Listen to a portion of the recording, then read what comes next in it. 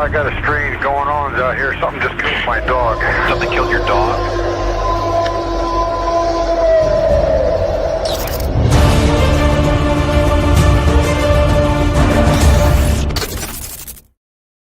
Hey, everybody. Thank you so much for jumping on this first live of the Cryptid podcast. Tonight, you guys, as you can see, I have an amazing guest. I have a pillar in this community. I have Mr. Brian King Sharp from Sasquatch Odyssey.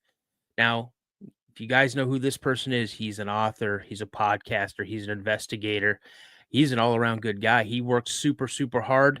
16-year former law enforcement in Atlanta, raised in Northwest Georgia. And yeah, I guess you had a childhood Bigfoot sighting. We'll be getting into that. But Brian, say hello. What's up, good people? Hello, everybody in the chat. I was trying to chat with folks as we were doing that very short intro and say hello. You know, I'm looking at the chat in here and I'm seeing names I've never seen before. These are people that are coming over from your community. And it's fantastic. And I'm very grateful for everybody. So, before we really get into this, I just want to say again, thank you everybody for coming on the show. If anybody out there has ever had an encounter and you'd like to come on my show, please shoot me an email at thecryptidpodcast72@gmail.com.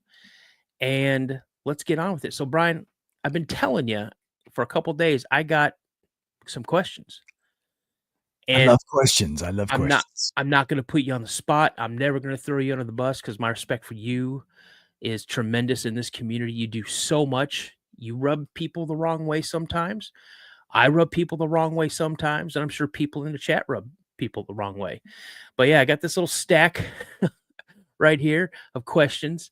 And so really my first thing is here, man, the lead in is this. Let's just hear about Brian King Sharp. Like, where are you from? What is it that you do on a daily basis? What do you have for breakfast sometimes? Do you like coffee or tea? Let's hear a couple of those things before we get into the regular questions. I am definitely a coffee guy. I have coffee first thing in the morning. Every morning when I get up, I got to have coffee or I don't function. I do like tea on occasion though. Yeah, man, I'm just a podcaster from North Georgia. It's where I was born and raised. I grew up in North Georgia, up in the mountains.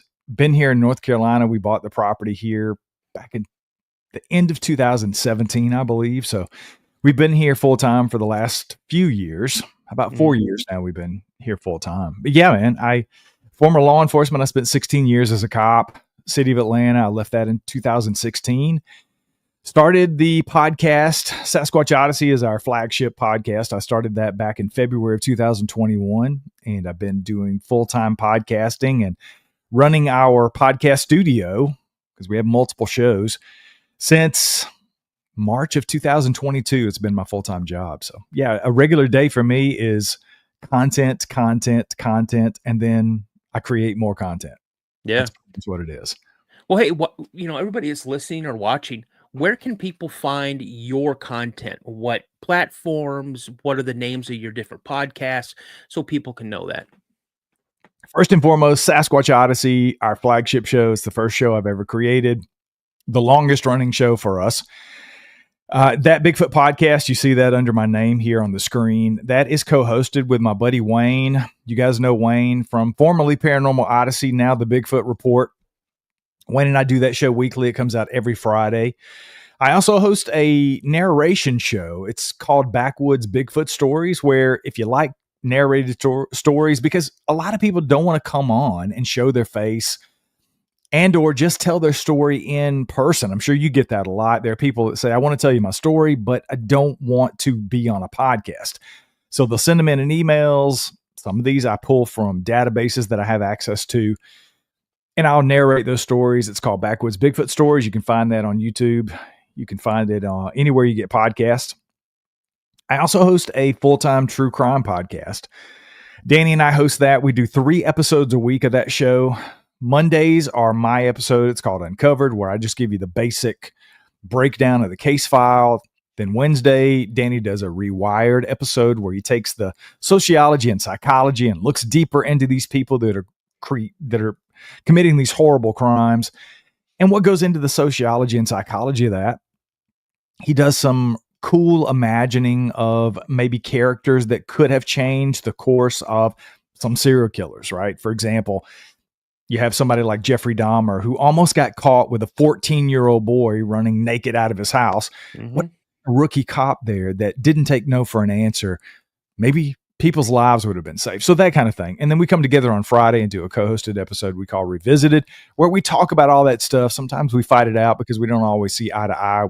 We're both former police officers, but we did things very differently. So that show is called The Guilty Files, and all of those you can find anywhere you get podcasts, any podcast app out there. And like I said, Sasquatch Odyssey and Backwoods Bigfoot Stories also have a YouTube channel as well. Awesome. So if anybody wanted to get a hold of you to come on your show, how would they do that? The easiest and best way is head over to paranormalworldproductions.com. We have a contact us button there. You can send us an email directly, or you can leave a voicemail there. There's a button for you to leave a voicemail. You can do up to 5 minutes because we get a lot of those stories from there. People will just say, hey, they'll talk for 20 minutes into this voicemail system that we have, and we get some of those stories that way. Or you can just email me directly, Brian@paranormalworldproductions.com. We get those emails every single day, and I answer every single one of them. Awesome. Awesome. So are you ready to answer some questions? Always. I was born ready. All right. So you guys, this isn't going to be your regular show. So I can be, hey, Brian, so what'd you see? What did you think it was? Did you hear something? Did it do this? You guys, I compiled for the last few days. I've been compiling questions as they pop in my head. And again, I've watched Brian be interviewed. I've watched Brian interview. And a lot of these questions, I don't think I've ever heard asked. So, Brian, number one, what was your first intro to the Sasquatch phenomenon? I think that would definitely be hearing the stories growing up from my great-grandparents and people that I was growing up around in North Georgia in the mountains. They talked about Bigfoot and Sasquatch, but they didn't use those words. They called them hairy men, wild men, different things. But what they were describing is Sasquatch as we know it today. So that was probably my first introduction. And then I had an experience when I was a kid around 12. I think I was paced out of the woods by one of these things. You want to get into that? I can.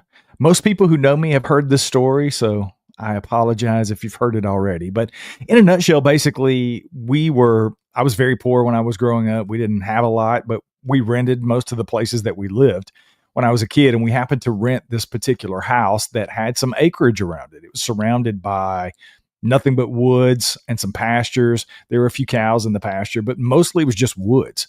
And it became my playground instantly. I loved being outside. I fancied myself a little bit of a hunter back then, either with my pellet rifle or a 22. That was about as dangerous as I was. But I would always be out in the woods playing. And there was this one particular area that I didn't like to go to. It just gave me the creeps. I always felt like something was watching me. I didn't feel comfortable in that area, so I just avoided it. But we'd been there probably a year or so.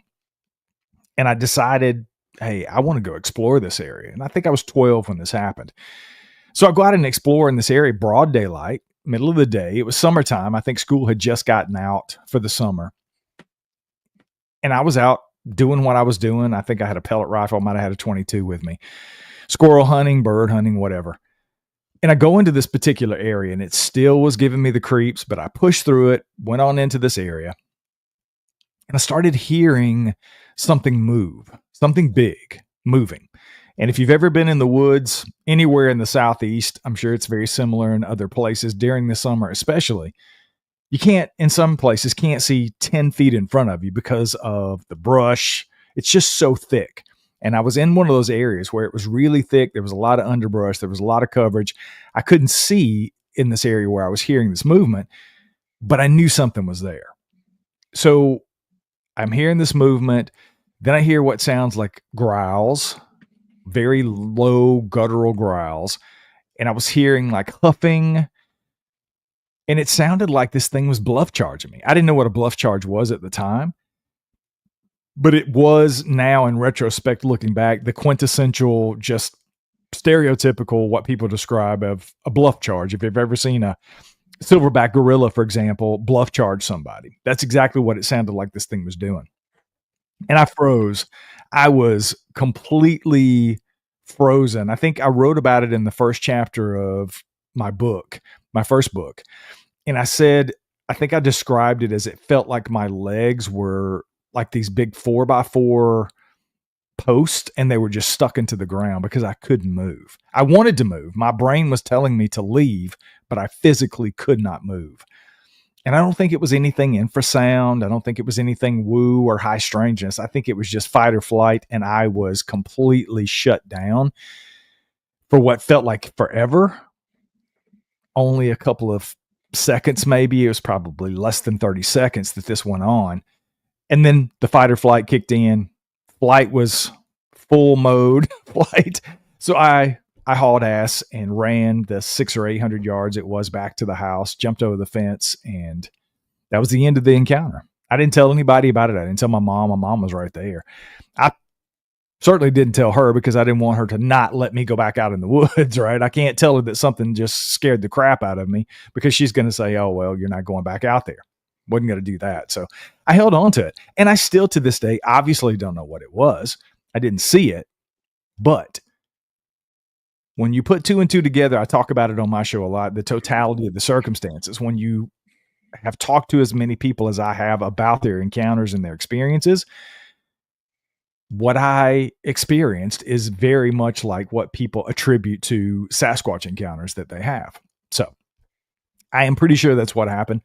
But that was sort of my introduction into Bigfoot. And I loved the subject. I mean, Nessie, the Loch Ness Monster, was my first and favorite cryptid of all time because there was stuff about her on television, right? And I watched those documentaries, people going and looking for Nessie. And I just got enamored with that whole world of the possibility of things like that existing. And again, Bigfoot was at 12. I had no idea.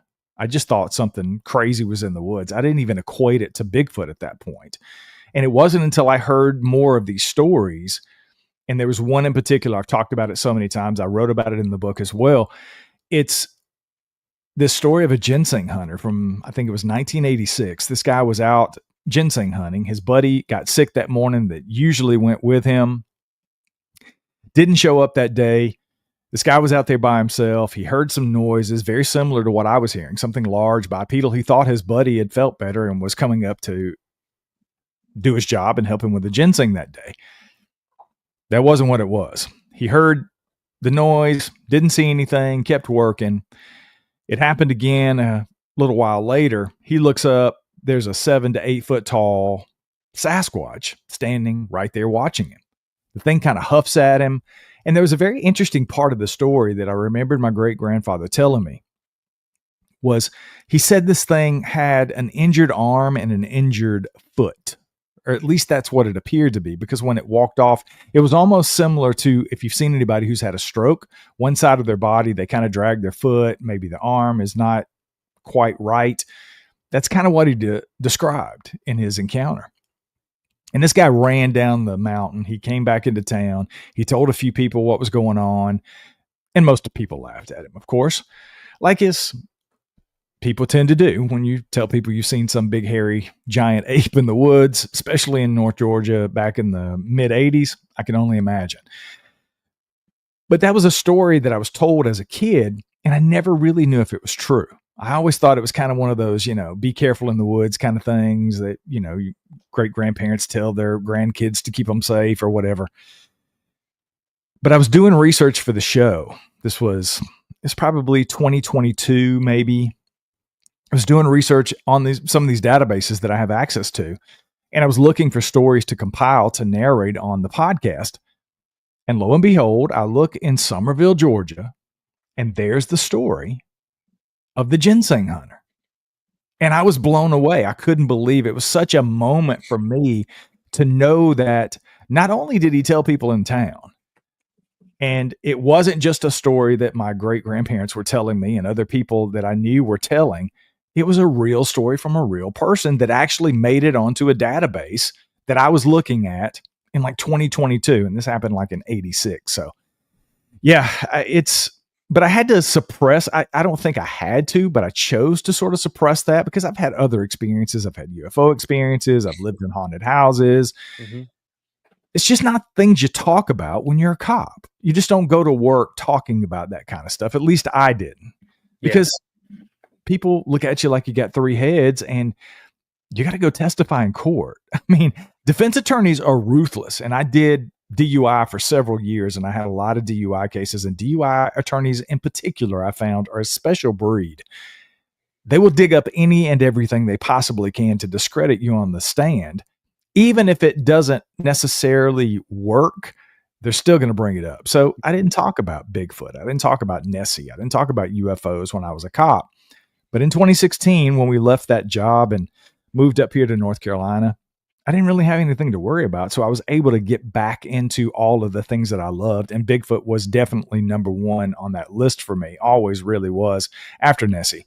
So it just evolved. And eventually that's why I started the show. I wanted to talk to people who had had those experiences, and the rest is history. Yeah. Here we are today, and it's funny how you said, being a cop, you don't talk about it, I'm super ecstatic when I see somebody who is law enforcement, park ranger, DNR, something like that, and they come in and they share their encounter. And to me, that is it's almost like a unicorn or the holy grail when you get an official that comes forward with a story. Like when I was in the military, I was a police officer in the military, and I worked around nuclear weapons. So we're on a program called the PRP program, Personal Reliability Program, and I had a top secret clearance. And I've seen things at bases that I was stationed at. I've encountered things while I was home on leave. You never talk about it, because if you get any one of those pulled, you're done. So your credibility goes right out the window. So yeah, unknowingly, you answered my second question. So that second question was there a specific encounter or story that made you say, I need to start Sasquatch Odyssey? So you answer that question. That's fantastic. So this one, I don't think I've ever heard anybody ask you. So how has your perspective on Bigfoot changed since you've began your show? That's a great question, and it definitely has evolved. There are typically camps in Bigfoot. Anybody who's been in the subject for more than 5 minutes figures that out really quickly. There's the flesh and blood camp. There's the high strangeness or woo camp. I've always planted my flag in the flesh and blood camp, but that has definitely evolved and changed because I have talked to so many people that I believe have had some of the strangest experiences that I've ever heard personally. And it just doesn't make sense to me that these creatures would simply be, quote, flesh and blood, and that be able to be possible. I haven't moved my flag from the flesh and blood camp, but I've probably moved it towards the middle a little bit, because I've had my own experiences that really, really made me step back and say, these things may not be interdimensional. They may not have anything to do with aliens or extraterrestrials, but there's definitely something here that we don't understand. So I think that's where I've evolved from. This is just some big dumb ape walking around in the woods maybe 5 years ago, to now saying, I think these things have some abilities that we aren't aware of. And I'll give you an example. One of the things I've heard over and over and over again from people in sharing their experiences is this thing had glowing eyes. And as an interviewer, you say, well, are we talking eye shine here, or are we talking glowing, like self-illuminating?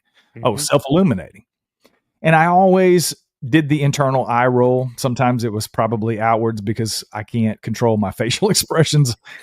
So it is what it is.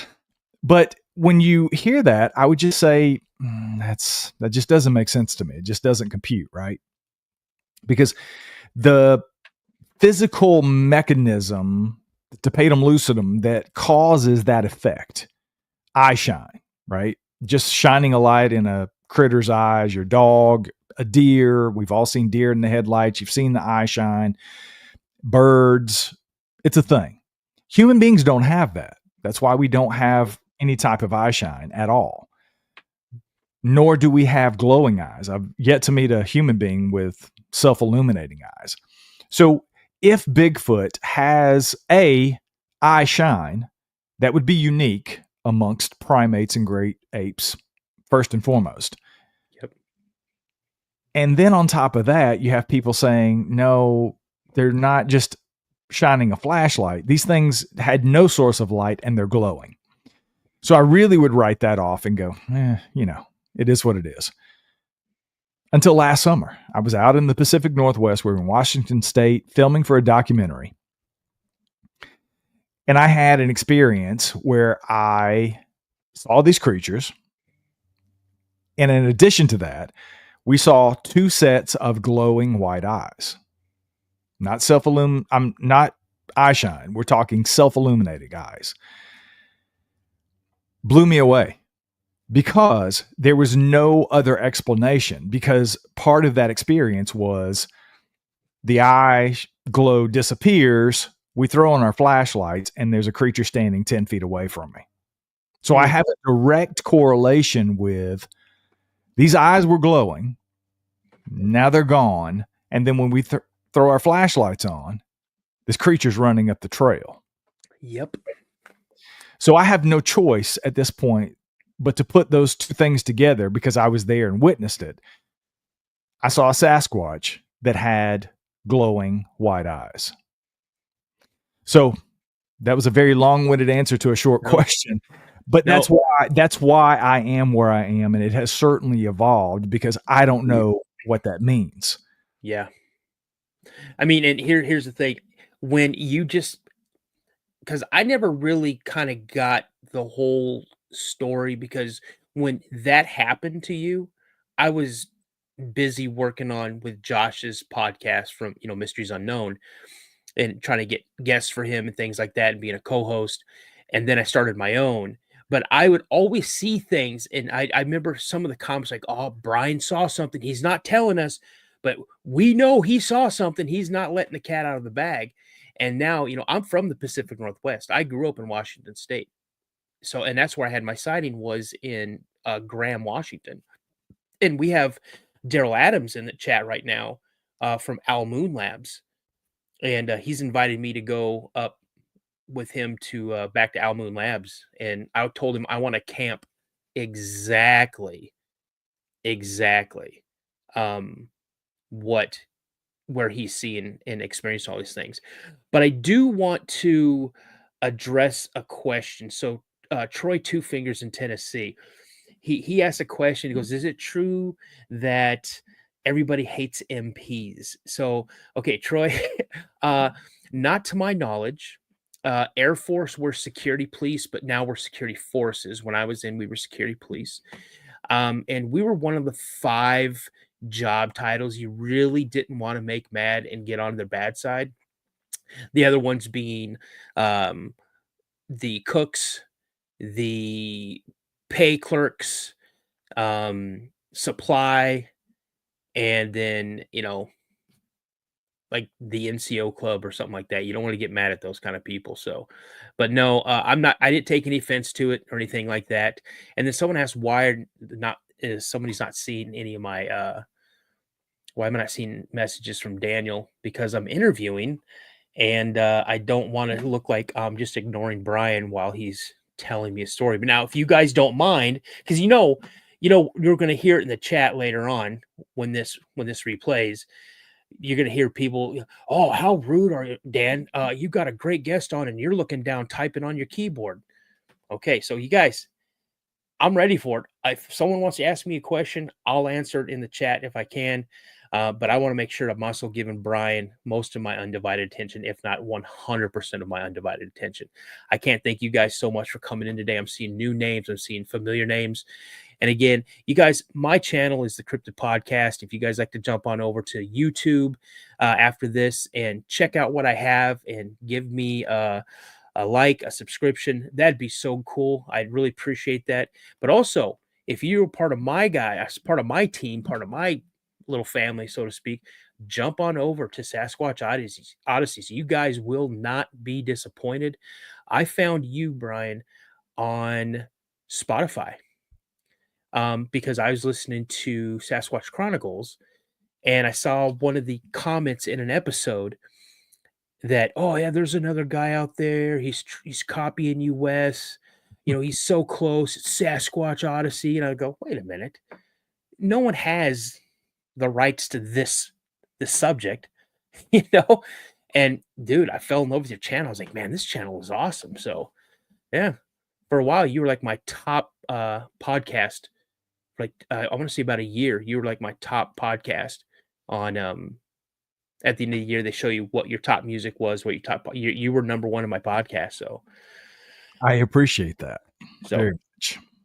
Okay, so here is another question.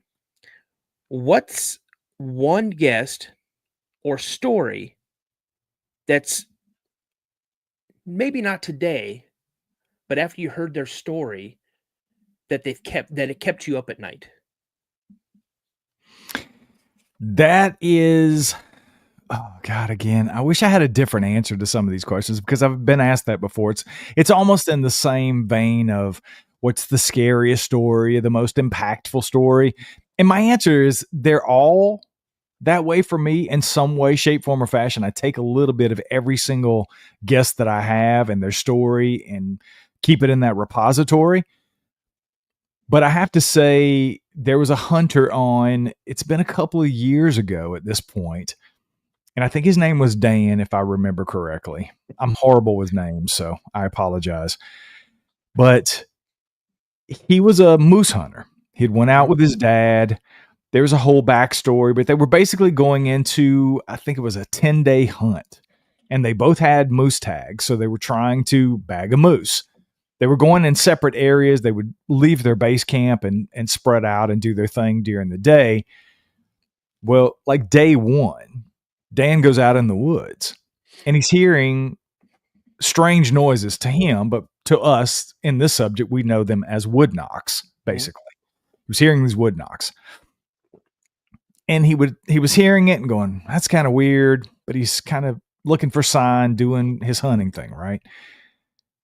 And as he's walking, he would stop. And when he would stop, the knocking would stop. And then the knocking would start again. And then he started walking in the area. He's like getting curious. So he's going to walk towards where the sound's coming from. So he would walk and then he would stop and almost turn around a couple of times, and the knocking would happen again. He would continue to go that way. Long story short, and it was a long story. It was one of the longest episodes as far as an interview that I've ever done. I think it was a little over an hour and a half because he left nothing out. There was literally no detail, no stone unturned, because he came on my show telling me, I'm going to tell this entire story one time. I'm going to tell it to you, and that's it. I'm never talking about it again. Yeah.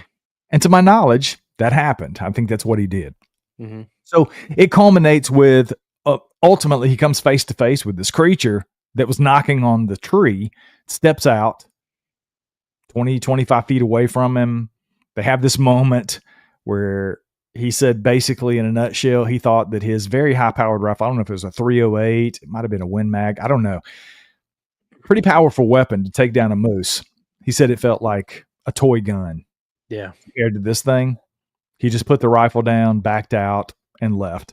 Didn't tell his dad. So his dad went hunting for the next 7 days or so, not knowing what he had encountered, and it ate him up. He sat in his truck. He would leave every morning, and he would sit in his truck and not go hunt because he was scared to go back in the woods. But he didn't tell his dad because he didn't know how to have that conversation. And it ate him up that he was putting his dad at risk, but because this thing was still out there.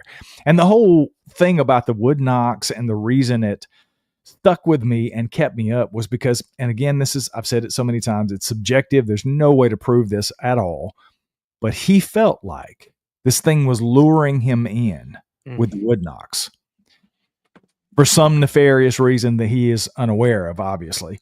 But he said that because it was like when he would stop walking in that direction is when the knocks would happen again. It was trying to draw him in. Is how he felt. Again, I can't prove that. Obviously, he can't prove that.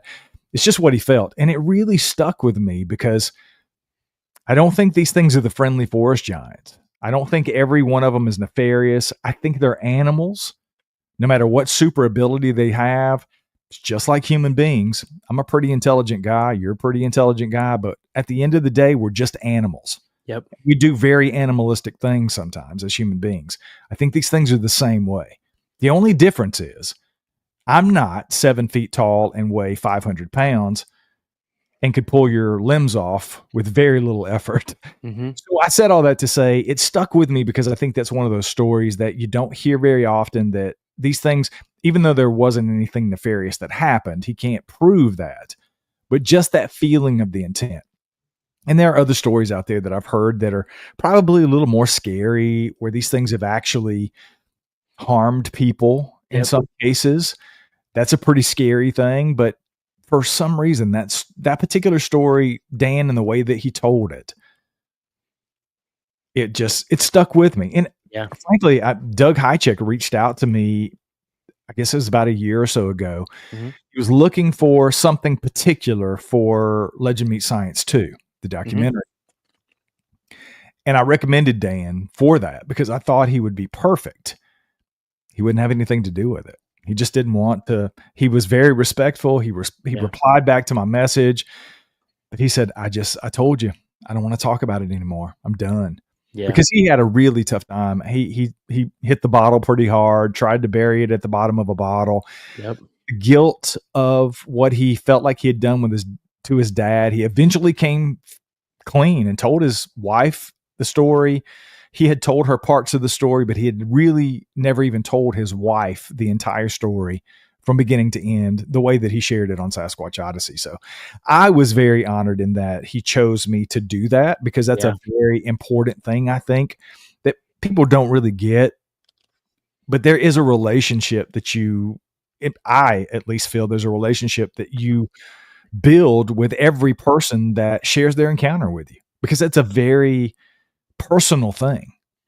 Yeah. And I feel that way. And I've always felt that connection with everybody who's ever shared their story. I still get messages and occasionally speak to some of the very first. If you've been around for, I think I'm posting episode 630 tomorrow of the show. If you go back into episodes 1 through 10, it's horrible audio, but some of those people I still talk to and check in with on a regular basis, just to say hello, or if they have new experiences and those kind of things. So, yeah, holding on to something like that. I had an encounter, and I've told it a few times since. I told it first, and first I told it on Josh's show, and then I've been on a couple other shows and I've told it, but it's my last encounter I had in 92. When I came home from Germany on leave, and my brother graduated high school. And we decided to go camping. This was in Shelby County, Tennessee. And I'll never go off the beaten path again. I'll never go deep in the woods again. I mean, the more I talk about it, kind of helps it a little bit. But I'm still very leery about what's going on. I'm always packing. And I know against one of these things, because the one we saw, what my dad and I saw when we were, when I was 12, she was massive. And I know what I carry is not going to do anything against it, but it just gives me, I guess you could say, a false sense of security. But yeah, because of that incident, I'll never go deep in the woods again, unless I'm with Daryl. Then we go through Half Moon Labs, and he knows the area. But here's my next question. And I think Troy touched on it in chat. Have you ever had a guest share something so unbelievable that you almost didn't air it? And the one that comes to mind for me, you did wind up airing it, I want to say. And I think you and I know. Yeah, Troy, if I were giving something away, my friend, we'd be doing the ding, ding, ding, ding, ding, ding. You Yep. win, Troy. Troy, you're a winner. Yep. But we're not giving anything away. Yeah, it was definitely the sex with a Sasquatch guy. Yep. That one will live in infamy, I think, on the show. It has definitely been one of, if not the most talked about episode. And it certainly sticks out with me because I have to be honest with you. He's reached out recently and I have to go back into the archives and find his contact information. We were talking before we went on the air, how busy we both are and how life gets away from you. And I just haven't had a chance to reach back out to him because we talked about it recently on an episode of that Bigfoot podcast several months back. Yeah. He heard that episode and reached out and said, I had a few things wrong factually that he wanted to come on and talk about. And I was like, oh my God, people would love to have you back on. We got to do a live show so people can ask you questions live, because I recorded that episode. And here's a little secret sauce. I've talked about it publicly before. It's not a big secret, but I don't get into people's encounters with them before we do the actual interview. I don't pre-prepare questions. I certainly don't want to know anything about their encounter. As deep as I like to get is, was it a class B or did you just find some footprints? What are we talking about here? Did you see something? Okay. That's all I want to know. And then we go into it. I hear it for the first time when I'm doing the interview. So the audience and I can experience that literally together. So that's what happened in that interview.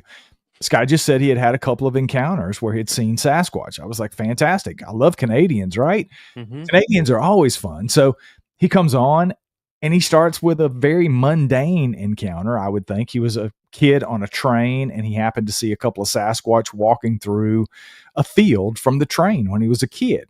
I'm like, okay, cool. That's a cool encounter. It was a little weird because he said they looked like they were wearing hats of some sort. Again, I thought it was quite a ways away. He was a child, your memory, things play tricks on you, your mind, it is what it is. So we press on and then we get to the point where he's on this excursion. They're going out camping. This female Sasquatch comes to his tent and the rest is history, as they say. And I sat on that for probably 6 months. Yeah. I was so torn about sharing it because I knew how people were going to respond to it. And I am a very serious, I don't want to call myself a researcher, investigator. I'm serious about the subject of Bigfoot. And I don't want to make fun of the subject. I don't want it to feel like I'm not serious about encounters. But I've always said the premise of my show is based on, it's kind of a, I don't know what the correct term would be, I guess safe space, but that's so overdone and overused in my opinion. But that's what it is. It's a place where anybody who has an experience can come and share their experience. I'm not going to say that your experience happened to you or not. Most of my audience doesn't do that. So that's what I did. I let him tell his experience, and that's what it turned out to be. So I sat on it. I sent it to a couple of people. Wayne was one, my co-host on that Bigfoot podcast. And I said, yeah, I don't know what to do with this. He was like, post it. It's an encounter.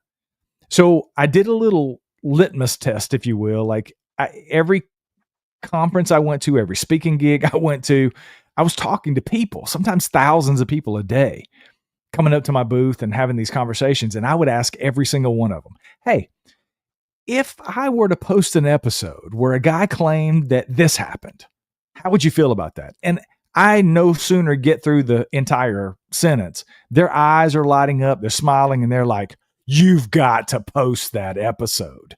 I want to do that. Every single person, hands down, across the board that I spoke to, that was in Florida, Tennessee, Ohio, everywhere I was before I posted that episode, I had those conversations. And I finally reached out to Wayne and I said, I sent him a text, I think, and I said, I'm going to post it this Friday. And he was like, and immediately there were so many people reaching out to me. David Beccaro was one of the first people who owns the Expedition Bigfoot Museum out in Blue Ridge. I get a text message from David going, I need that guy's number. I want to have a conversation with him.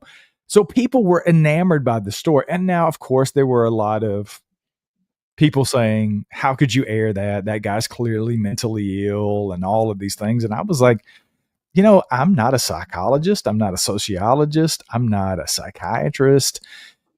I can't diagnose mental health issues. He seemed sane. He was very insistent that he was telling the truth.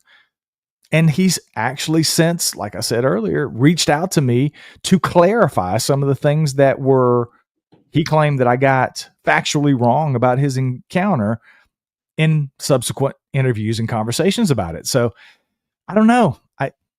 Do I think it happened? I don't know. He thinks it happened. Yeah. That's And, why I had it in the show. I was just about to say that, you being former Leo, me being military, police and being a correctional officer, I think that we learn real quick how to read people and how to gauge their body language and facial expressions and words that they use. Did he come across that? Well, like you said, he believes he did. Mm-hmm. What was his body language? If you remember, what was his body language? It was very consistent throughout the entire episode.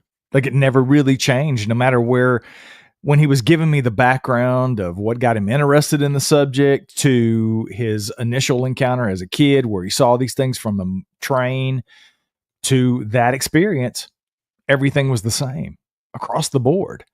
Never changed, never got excited. He just wanted to tell his story.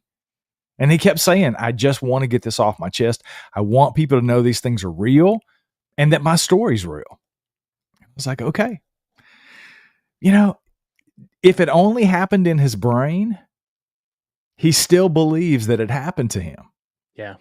And there's a lot to be gleaned from that. I think every interview has something that we can take away, even if it is just studying those cues when people are telling their stories. I mean, that one's definitely the only one really. Well, there's been maybe a couple of others that there was one in particular that I did. It was probably a 15 or 20 minute interview. This guy was clearly, at least in my opinion, mentally ill. So I didn't air that. I trashed it.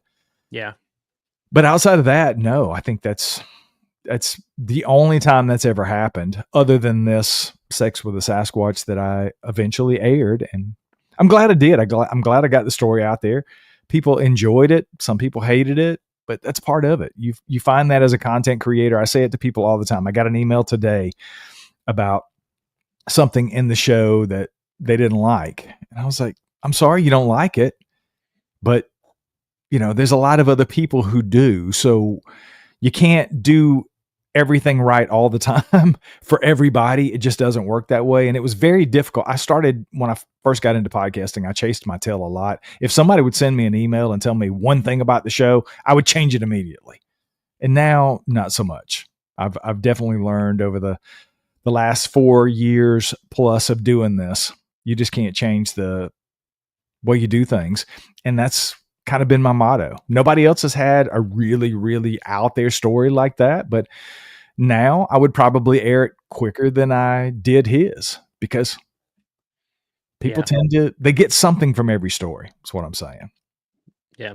So we had a question for both of us here in chat, and it's from Harry, Dano, Brian. What about 50 years with Sasquatch? Now, I'm going to be honest with you. I have no idea what Harry's talking about. And you guys, please don't beat me up for that because I have a regular 9 to 5. I have 3 grandchildren, 2 that live here in the same state I do that live close, that are 8 and 2, and they demand a lot of attention when they're around. So I don't always get on the old interweb here and do a lot of searching for things. So I got some really great people in my corner. One of them is in the chat right now, Maggie Johnson, and then I have another one, Sabrina, that we talk about what we'd like to do for a live, and then we pick a story, or we pick like our last live we did water cryptids, which I find fascinating. Oh, and then the one after that, the most recent one we did was little people, and those are fascinating as well. So, and then I see Janice Carter popping up. So am I safe to assume that's the 50 years with Sasquatch? Yes, the Janice Carter story, 50 years with Bigfoot. I'll just be short and sweet. I think it's BS. That's about as short and sweet as it gets for me, because I am a pontificator. And I say that because it's very much like other cohabitation or habituation situations that people have claimed. At least with me over the years, I have found that when it comes to any evidence of those experiences, it seems like the longer that people make the claim of cohabitating or having a habituation situation with these creatures, the less evidence is always there. Mm-hmm. There's literally nothing. And I'm sorry, if I lived with a Bigfoot for 50 years, I would have evidence. Yeah. I would have evidence of their existence. Something that would push this forward, something that would take the research forward. Outside of a couple of, I think, crappy footprints and, Eager Burtseff going down and finding some bags of food moved around in the basement. Like, that's literally it out of 50 years. And she claims that one of them is buried on the property and she knows where the body is and she won't take anybody there out of respect. There's a whole ton of stuff that goes into that story. But yeah, I think it's all BS. If I'm being honest. I don't know that they've ever even seen a Sasquatch on that property. It's really how far I go with, because there's literally no proof. Yeah. It's like, again, with my sighting, we lived in that property for about a year, maybe a year and a half. And we knew they were in the area. You could sense them. You'd hear things moving around. But as for that type of interaction with them, like literally coming up to the back door to get food and things like that, I think I remember hearing something about that story. We got another question here. If either of you were to get that evidence that proves Bigfoot is real, would you come forward? That's a good question. That is a good question. I tell you, I would be hesitant. I've always been hesitant about sharing anything, because I think I said this with Steve. I was over on Squatch TV with Steve Coles the other night, and I think I said this over there. I have found that people tend to try to put people in a box. Mm-hmm. If I'm just a podcaster who does a Bigfoot encounter show who doesn't do anything else, people are okay with that. But I found that if you have other interests, like for me, I live in the woods. I literally go out looking for Bigfoot every single day because I literally live in the woods. I don't have a choice. Mm-hmm. But for people who actually go out and research this, and you want to do a podcast, people tend to start having issues with that for whatever reason. So when I've started getting my own evidence, I've cast several footprints on our property here. I've cast a set on my neighbor's property about a mile away. The set that I cast a couple of years ago here, about 65 yards from our house, some of the best casts that I've ever seen personally. And they came from my property. And guess what I didn't do? I didn't tell anybody about them immediately. Mm-hmm. I sat on it for months and sent them to people that I trusted to say, this is what I found. This is what the cast looked like. And people were like, holy shit, you got to tell people about that. And I was like, I don't know. Because the second you do, here comes the naysayers. Oh, now he's hoaxing footprints. Mm-hmm. He's the Bigfoot podcaster who just happens to have Bigfoot on his property. Yep. Wow. What are the chances? Slim and none, right? Yeah. I knew that was coming. So I was prepared for it. But it's not an easy thing. I mean, even now, I still get guff from people on occasion of making that, oh, yeah, the Bigfoot podcaster. They'll find something that I posted on Facebook about those footprints 8 months ago, and they, yeah, it's got Bigfoot walking around on his property. So it's a tough thing, and people have to consider that. And I think I know there are people out there who have some evidence that I have seen personally. Yep. That blew me away that nobody else will ever see. Yep. Same here. they'll go and show it to people at conferences just like they did me, Mhm. but it'll never be out there for public consumption. They're not going to put it on Facebook or they're not going to put it on YouTube. So I know that that happens. I would have a very hard time. I fortunately have made so many relationships with so many people that I trust in Bigfoot Mhm. that are the names, so to speak, that I do have access to that I could call. And there's a very small group of people, but I would definitely make those phone calls first and have a lot of conversation and come up with a game plan before I ever came out with anything that I would be considered, or that I would consider the smoking gun that would quote unquote prove the species, because that to me says body. Yeah. Anything outside of a body, I might be less apprehensive about to share at this point because frankly, I don't care anymore what people say about me. But yeah, if I had a body, there would have to be some forethought to go into how you let that cat out of the bag. Yeah. I'm privy to two little videos that I can talk about, but I promise that I would never show them. And one is a lady, she's like looking out her sliding glass window, her sliding glass door out towards her backyard, and she sees something moving in some trees that are like off to the left of her yard. And she says, in what you're looking at, you see something move and then you see it stand up. And it is massive. And it's bending down and it's picking up and it puts something up to its mouth, and it bends down and picks up something again, then bends down, grabs a handful of something. What it is, it's a nut tree out there.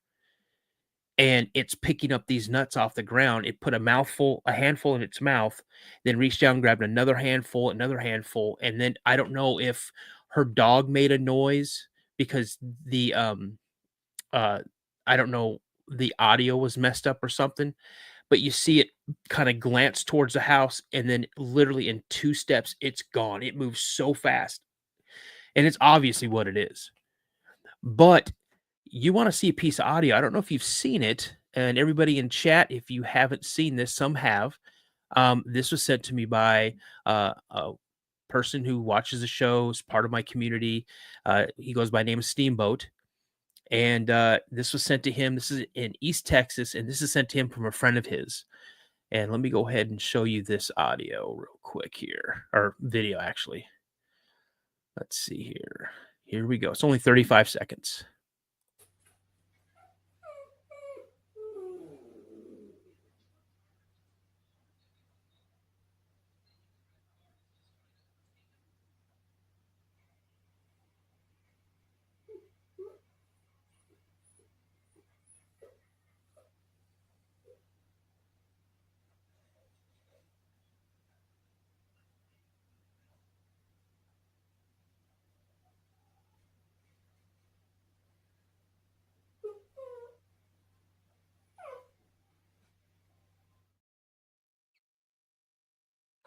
Now, I showed that to Doug Highcheck.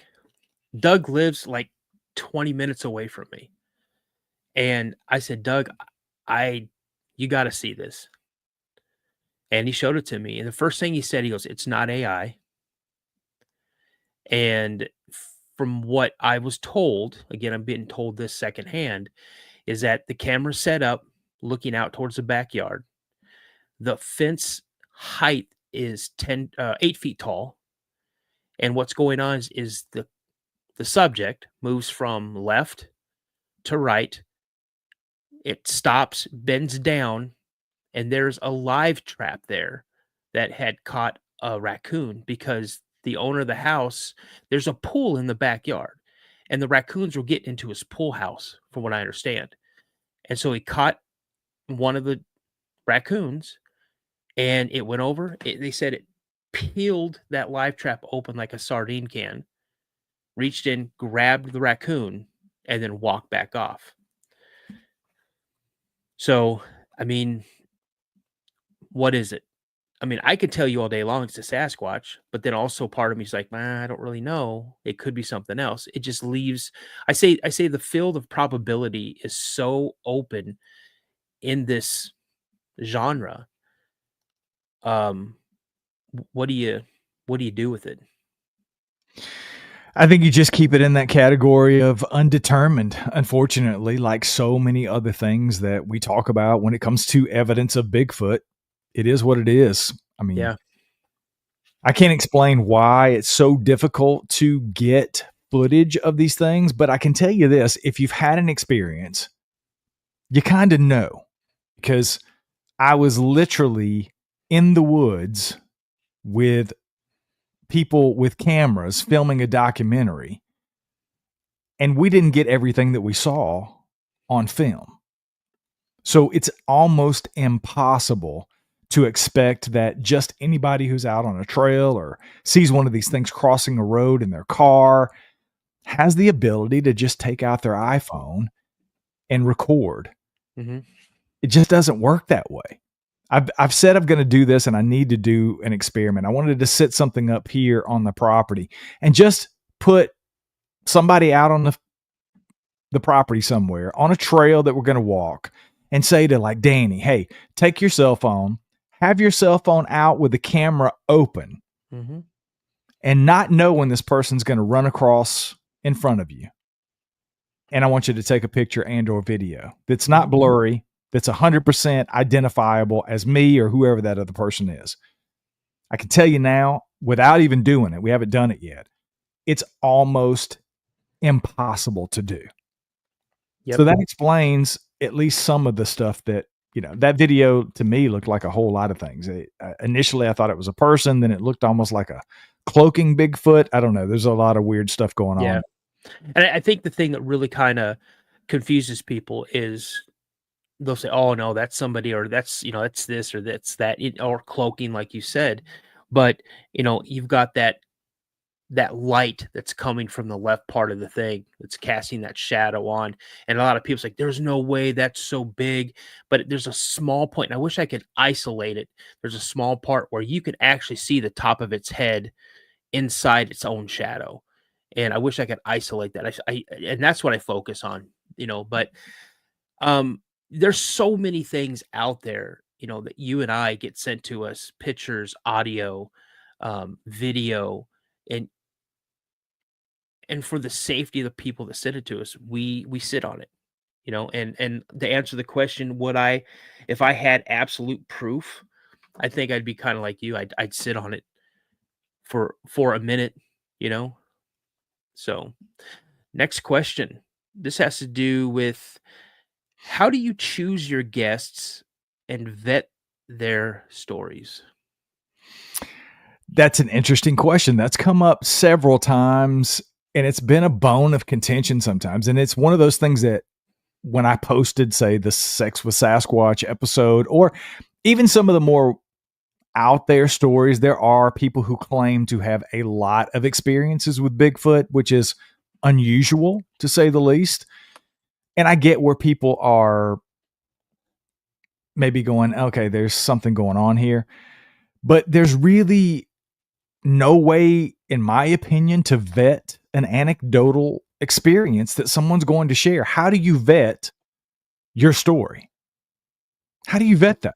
I mean, there's really no way. Now, I could do pre-interviews with people and spend an hour and let them tell me their story and then make a decision of, oh, I think that's BS, so I'm not going to have that person on the show. I'd be out of a job. Mm-hmm. There's no way to do that. And I think that's censorship. I really do, because no matter what somebody comes on the show and tells me, you get something, at least you should get something from every single interview that you hear. Yep. Good, bad, or indifferent. If you think that person's full of crap, how did you pick up on they were full of crap? What were the tales? That's information, right? Yep. It's information for you. You could share that with other people. Hey, I've learned this. I've watched 500 episodes of Sasquatch Odyssey, and I think 80% of those people are BS that are telling Brian his story. Well, how did you figure that out? Mm-hmm. Let's have that information. Let's have that conversation. So, yeah, that's kind of a bone of contention, I think, with doing this is I'd love to vet the people, but you physically can't. Yeah. It's not like a job interview where I can call references and make sure that they actually worked at McDonald's for 12 months like they said they did before I hire them. It's not that kind of process. People reach out and say, I want to share my experience with you. Okay, come on the show and share your experience. That's literally the process. There's a little bit more that goes into it behind the scenes with the scheduling, and we do have scripts and things that we send people to ask questions to get a little deeper once we decide to bring them on. But it's not really a vetting process. It's all just in-house nuts and bolts stuff for us. There's really no way to vet them.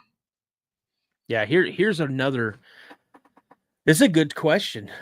Scott Trent asks us, when you all interview someone without being judgmental, can you tell if it's on the up and up? You want to answer that one first? Yeah, I think the short answer is typically I don't have a problem with figuring that out pretty quickly. Yeah. Yeah, same here. And again, it goes back to what we did before, what we're doing now and things like that. So it's just, you learn to read body language. You learn to listen to the tone in their voice, what their body language is looking like. Are they stammering over certain things? Are they repeating the same thing? Are they trying to really describe what they're talking about and really trying to bury it into your head? Like, I saw this and it was this and it was this color, it had this many hair and it did this and the wind was going from here to here and it was about this. When they start getting in super detail, that's kind of a flag. So Very true. So here we go. I lived in Tacoma. Yes, that's true. Someone asked me if I lived in Tacoma, and yes, I did. And Lacey, and I lived all over West Coast of Washington State. So, I think this is a mixed question, on what I prefer. But what do you prefer? Do you prefer eyewitness accounts or researcher investigation information, or both?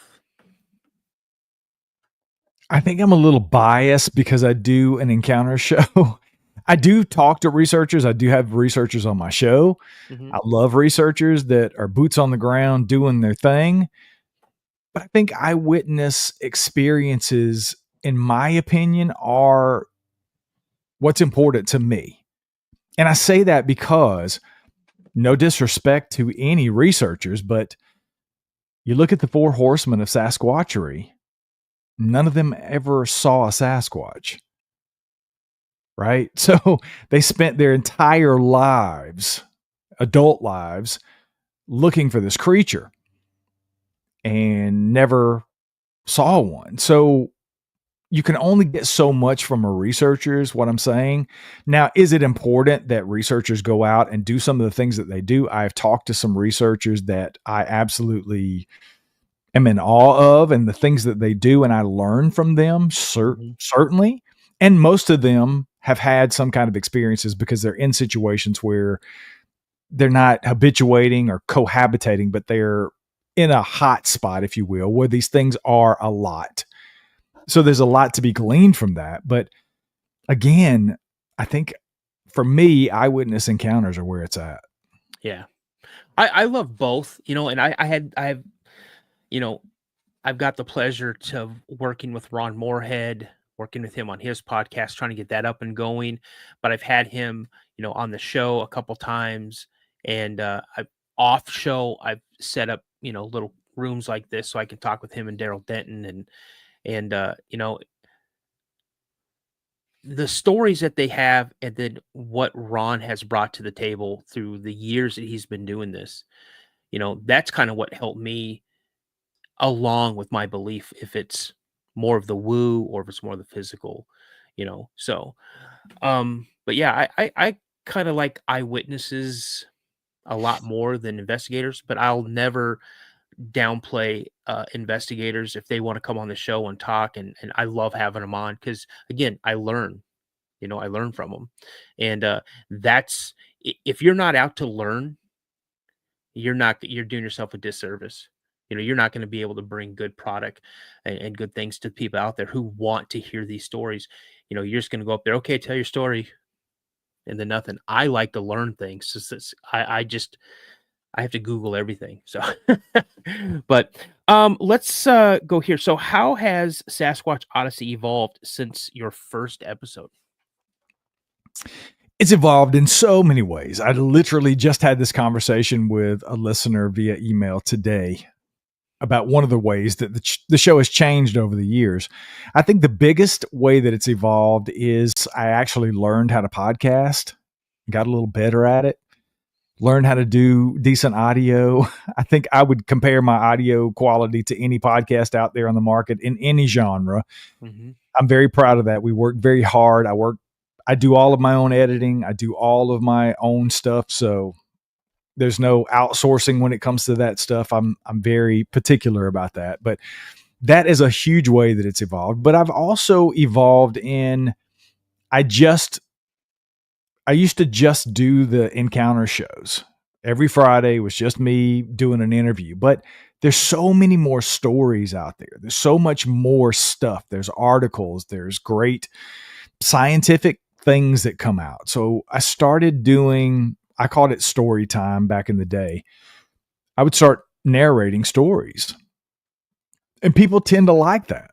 There's entire channels. Dixie Cryptid's got hundreds of thousands of subscribers on YouTube, and Cam just reads freaking stories.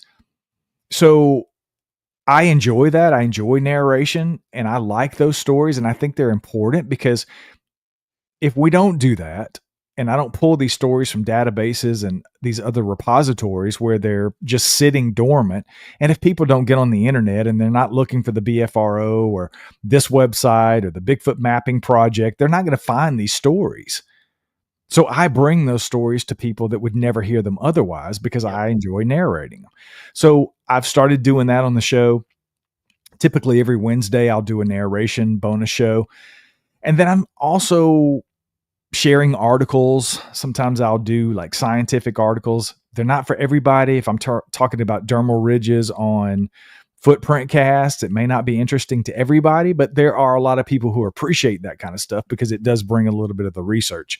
But I'm doing a lot less of that and more of sharing Fred from Alaska, subarctic Alaska Sasquatch. Yep.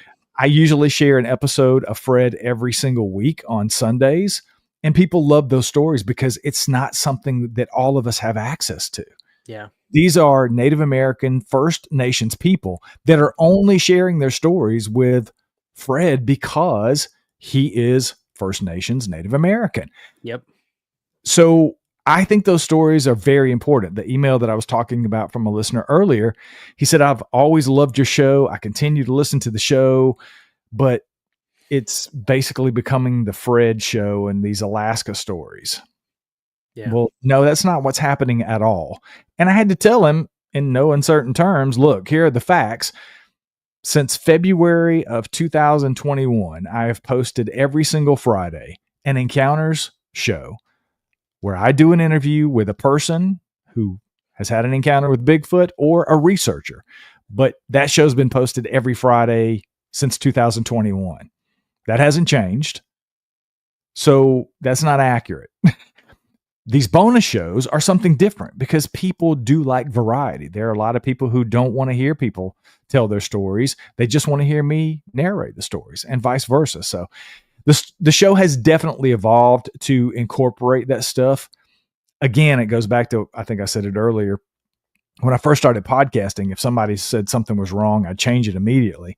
Now I have built something that allows me to have some creative freedom to do some of the things that I really enjoy, like bring the Alaskan stories from Fred to a bigger audience and a different audience, and to narrate some of these stories that people love to hear narrated. So there's a little something for everything. And my response to Kyle was, hey, dude, if those aren't for you, just skip Sunday. Yeah. Come back every Wednesday and Friday. You get exactly what you want. You leave the rest and everybody's happy. And I think that's really what it's all about. I mean, giving people a variety and trying to do more with the show has really been the way that it's evolved. And like I said, just the autonomy at this point that I have to do the show the way I want to do it. And if people don't like it, they can listen to something else. Yeah. Wade Fisher, I don't know how he's looking at my questions because I have this exact question next. Is through the time you've done your show, this is my question, but somehow he's got magic powers.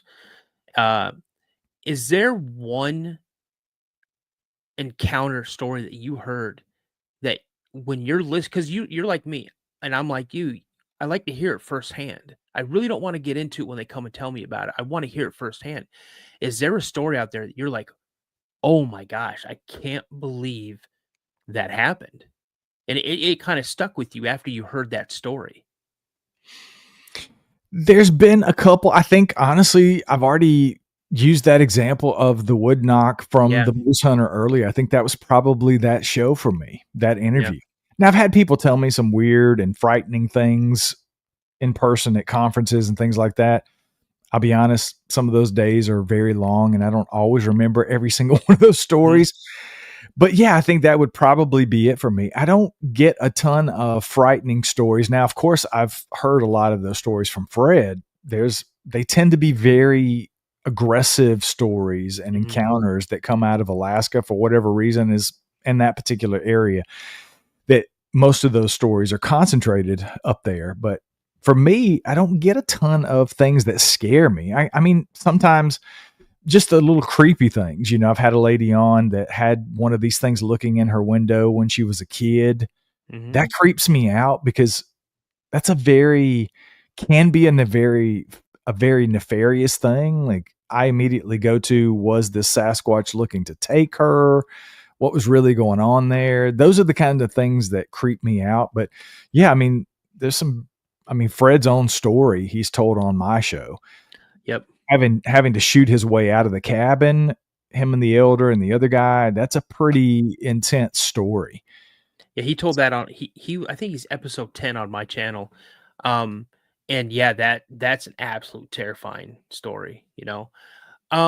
So let me ask you this. Is there a cryptid out there that you would love to have someone on your show that's had an encounter with that cryptid that you haven't already interviewed? I've never personally interviewed anyone who's seen, well, no, I was going to say I've never interviewed anybody who has seen Mothman, but that's not entirely accurate. I've had Lon Strickler on my show, and he had an encounter with something I would say was a Mothman type creature. So that's not entirely accurate. I would like to have more of those, I guess would be the answer. And Dogman, I've interviewed 4 people that claim to have had an experience with Dogman, and probably 1,000 plus interviews I've done at this point. It's not very many. Yeah. I mean, I had Doug Highcheck, he and his wife believe they had a Mothman encounter. He told me that at dinner one night. Him, his wife, his co-host, and 2 of his friends. We all went out to dinner, and his wife told me about the encounter, and she was terrified, even reliving it then. Kushtaka is a big one for me. The Otter Man up in Alaska, and the Yowie from Australia. I would love to get a Yowie encounter. Yeah, those are kind of like my bucket list, I guess you can say. So, is there a theory you once dismissed, but now you take it a little more serious? I think you might have already answered that. No, I've got a different one for you. Okay. I would say the theory that Bigfoot have the ability to speak to us telepathically, mind speak, as people call it, totally 100% always, almost without fail, dismiss that anytime anybody told me about it. There was one time before my most recent epiphany about it that gave me pause, is when I had Les Stroud on the show for the first time. Les talked about that. He had had multiple experiences that he believed were mind speak or telepathic communication with a Bigfoot. And I've gotten to know Les a lot more. We're actually going on an expedition towards the end of this year. I'm stoked about that. I can't wait. But that really made me think, there might be something to this. And then recently, I've talked about this on other shows and my show a couple of times. And I think Wayne and I even talked about it over on that Bigfoot podcast. There's a podcast that I listened to within the last 8 to 10 months called the Telepathy Tapes. Has nothing to do with Bigfoot, but it's all about nonverbal and limitedly verbal autistic children and young adults who have a telepathic connection with one or more people. Could be their mom, their dad, their caretaker, their teacher, but whatever. They have this telepathic communication with. It's a fascinating podcast. If you haven't listened to it, Kai Dickinson is the host. She does a phenomenal job, and nobody's paying me to say this. I'm not advertising for them. I'm just saying how much I personally enjoyed it, and other people that I've turned on to the podcast have come back and said, thank you. I love it. So that said, I listened to that podcast, and they basically, to me, they proved that these kids undoubtedly have a telepathic communication with one or more people. So if it's possible for them, why wouldn't it be possible for a Sasquatch? And the first question that people say to me is, well, Sasquatch are a different animal. They're different from us. But there are proven, Rupert Sheldrake has done extensive research into dogs and their owners and that connection and the telepathic communication that seems to go on between dogs and their owners. It's way beyond just picking up on body language, is what I'm saying. Right. So I said all that to say, given that, I have people that I know, that I consider a friend, who I trust, tells me this. I believe him, that he believes that he had that experience. He's not the only person who's told me that. And then you add the telepathy tapes in the mix and my belief in those kids and that ability. So I'm going to, and I've even talked about Christopher Noel's Sasquatch savant theory. He wrote an entire book about it. I've read the book. It's interesting. I'm not picking up everything he's putting down, but it really makes me think twice because of some of the behaviors that I've seen. Because when we saw those glowing eyes, self-illuminated eyes, they were bouncing, doing that swaying, bouncing back and forth, which can be an indication of an autistic person. That's some of the characteristics that come with certain types of autism. So you put all those things and put them in the blender, and it becomes, again, the totality of the circumstances. For me, it's like, there may be something to that. And certainly I'm open to it, even if it's not real, even if it's completely bogus and it's just your own mind speaking to you when you think it's a Bigfoot. Okay, that may be the truth, because those two things can be true simultaneously, right? The telepathy tapes can be real. Those kids can have that connection, but Bigfoot may not. And maybe some other phenomenon going on or whatever's happening with these people who believe that. But I'm still open to it. So that's something that I completely dismissed, hands down, 100% of the time, to now I'm like 80% in that there could be a there. You know what I mean? Yeah. I had an episode where a lady, she was home, I think, with her young kids or her grandkids, and this Sasquatch or multiple Sasquatch were surrounding the cabin she was in. And she heard it walk up on the porch, and she grabbed her pistol and she pointed it at the door. And as soon as she did, she heard, "Don't even bother. That's not going to help you." And she lowered her gun. What do you do with something like that? What do you do? Let's see, what do we got here? Have you ever had a report or someone coming on and told you that not only did they have a Bigfoot in this encounter, but they had another cryptid, a totally different cryptid, involved in the same encounter? I wouldn't say cryptid per se, but I've had a couple of stories where you would consider. One gentleman told me that he actually saw a Sasquatch coming off of a UFO. So there was an alien craft there. But no other cryptids in the same story, like Dogman and Bigfoot. Now, I've had people, obviously, that have seen multiple cryptids at different times, Bigfoot and I take that back. I stand corrected. I just remembered Christine Ann, she was the first interview I ever did with anyone who had an experience with Dogman. She actually saw a Sasquatch on the trail. And I can't remember if she actually saw the Dogman, but she believed that the Sasquatch was protecting her from the Dogman during her encounter. There was a whole lot that went into that, obviously, but she got the feeling that this Sasquatch was diverting her from the way that she was going to protect her from what she believed to be a Dogman. So I don't know if that counts or not, but that'd be the closest thing. Yeah. I have 2 last questions for you.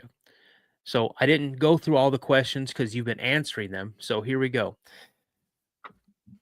Oh, no, not that one here. What advice would you give to someone having their first encounter and did not know who to talk to? What kind of advice would you give them? My advice would be simple. Reach out to someone like me, to Daniel, to somebody who does a show like this, who specializes in taking those encounters or experiences. Contact the BFRO, tell one of their investigators, another local Bigfoot group on Facebook, tell someone who's into the subject if it's important for you to share that. Obviously, if it's not important to do that, then just keep it to yourself and be okay. But if you want to share it with somebody and you're scared to, reach out to somebody like us. We're not going to judge you.